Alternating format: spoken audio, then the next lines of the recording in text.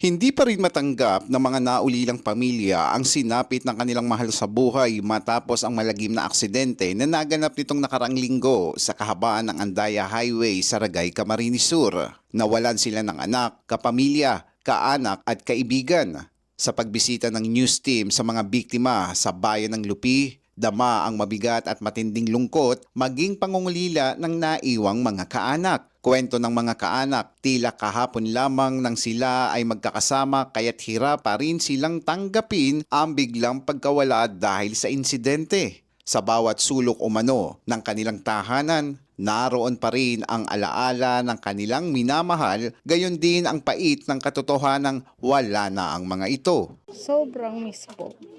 Sobra. Mabuto siyang aki. Gabos ginibo niya po para sa mo.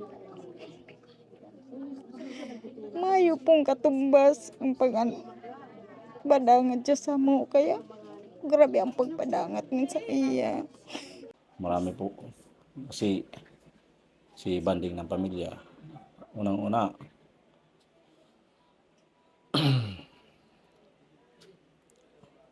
sa namin, sa 7 kami magkakapatid, ito pa lang yung professional na kapatid ko. Kasi dyan namin talaga binuhos yung suporta, yung lahat-lahat na financial assistance nung nag-aaral pa siya. Tapos hindi namin na-expect na ganito na yung kakalabasan ngayon na ganyan nangyari sa hindi magandang paraan. Simula nung bata po yan. Nung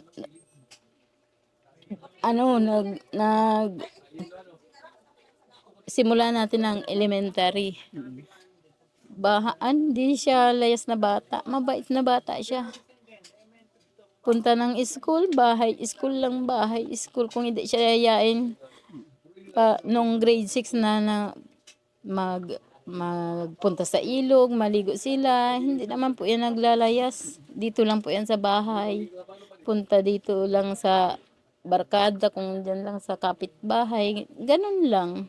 Tapos nung high school siya, yun, pag niyaya siya ng mga barkada niya na punta sa ilog, mag-swimming, yan. Magkayayaan ng mga barkada niya. Bait na bata si Angela. Ultimong nung college na siya. Basta, high school nga. Kahit wala yung baon na school yan. Tapos nung college na siya, kahit 100 pesos lang ang baon niya. Punta yan, sabi ko, kulang ang mo, okay na yan mama, ang laki na nga niyan 100 pesos. Sabi ko, kasya ba yan? Okay na yan ma, kasya na po yan, hanggat sa nakatapos po siya. Kahit 100 pesos po, nakatapos siya ng college. Ay, yung bata po na yan, masyado yan palabiro, maano po yan. Lahat po niya. Kumbaga, lahat ng kamag-anak niya talagang ka-close niya. Hindi po yan, bata na yan, mabait po. Kumbaga, mag-ano na lang siya, yung magkampante na lang yung loob niya, tapos gabayan niya na lang yung magulang niya gabayan niya na lang yung kapatid niya tsaka yung magulang niya. Matapos ang insidente, nagpadala ng tulong ang pamahalaang panlalawigan ng Camarines Sur sa pangunguna ni Governor El Rebillo Puerte, katuwang ang Provincial Social Welfare and Development Office o PSWDO, LGU Lupi, at tanggapan ni Camsor 1st District Congressman Jory Bata. Personal na inihatid ang burial assistance upang makatulong sa gastusin ng mga naulila sa kanilang mga mahal sa buhay. Malaki ang pasasalamat ng mga pamilya sa agarang tulong ng pamahalaang panlalawigan ng Camsur, lalo na sa gitna ng kanilang pagdadalamhati matapos ang sinapit ng kanilang mga mahal sa buhay. Sa kabila ng matinding lungkot, lubos ang kanilang pagpapahalaga sa mabilis na pag-aksyon ng mga kinauukulan na agad na nagpaabot ng tulong at suporta sa kanila. Ayon sa mga kaanak, malaking ginhawa ang natanggap nilang tulong lalo na sa gastusin sa pagpapalibing at pang-araw-araw na pangangailangan. Hindi rin agad nilang inaasahan na agad silang matutugunan kaya taos-puso ang kanilang pasasalamat sa pamahalaan at sa lahat ng tumulong sa oras ng kanilang pangangailangan. Salamat po kay Gob Migs El Rey. Salamat po sa maitutulong niya po sa amin sa nangyari sa anak ko o sa anuman. Salamat po, Gob, sa tulong na parating sa pamilya namin.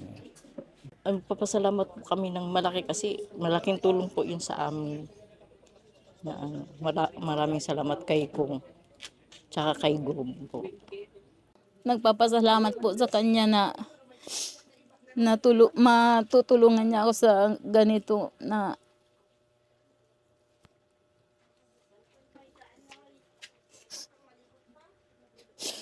kaso lang tutulungan niya ako sa ganitong paraan na ganito wala na yung anak ko. Malaki pong tulong sa akin yun kasi wala naman po talaga kami. So to all the families, very, very sorry for your loss. But stay strong po.